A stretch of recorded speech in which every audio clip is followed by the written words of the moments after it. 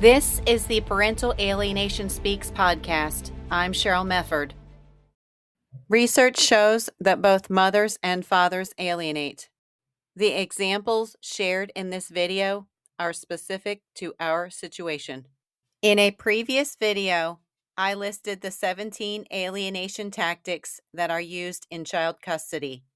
Those 17 tactics have been put into 5 categories. Isolation is the number one tactic used by an alienator to win a child.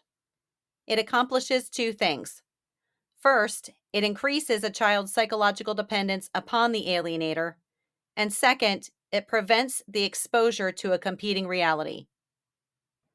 These are a few examples of how isolation was used in our situation. Number 1 was excessive school absences. Jack was very involved in school and would at least a couple times a week go up and have lunch with the kids. And the alienator knew that, so she simply wouldn't send the kids to school. Number 2 was sending the kids to summer camp during my husband's visitation time.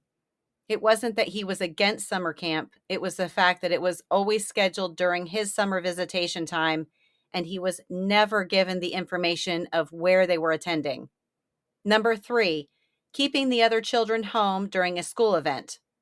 For instance, if one of the kids was having a band concert, the alienator would make sure the other 2 children were not present so they could not have an interaction with my husband.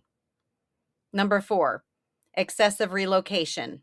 Our alienator was constantly moving, therefore making the ability for Jack to find the kids to have his visitation time impossible. Number 5, either refusing to let the kids talk to their dad on the phone, or in the event he was able to have a phone call with them, the alienator would turn up the television very loud in the background or the radio very loud in the background, so a meaningful connection could not happen. Number 6, either withholding information about the children's illnesses, schedules, and upcoming events, or giving false information regarding these things. And number 7, kidnapping. According to the book Divorce Poison, Dr. Warshak writes, brainwashing almost always accompanies kidnapping. The ultimate exclusionary maneuver is to hide the child from the other parent. Finally, number 8, physically blocking access to the kids during school activities. And here are a few examples.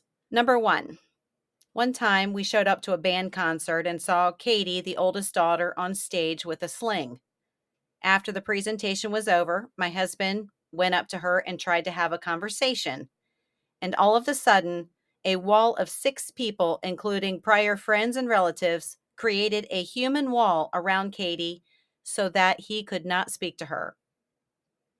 Number 2, my husband was a chaperone for Mary's school trip to the Capitol one year. At the very last minute, the alienator also decided to go. She kept her hand on the back of Mary's neck the entire time and instructed Mary to look at the ground. Mary was physically blocked from speaking or acknowledging that her dad was even on the trip. Number 3, in the event the alienator did bring all 3 kids to a school activity, she would make it impossible for them to have any interaction with their dad. She would block the row with her legs if we were in the auditorium. She would make sure and hold them down so that they were literally facing the ground and not able to even look at him. They were never allowed to speak to him, even wave to him. She made sure there was 0 interaction. If you found this information helpful, please like and subscribe to my channel and go to ParentalAlienationSpeaks.com to learn more about our story. I'm Cheryl Mefford, and I'm fighting for childhoods.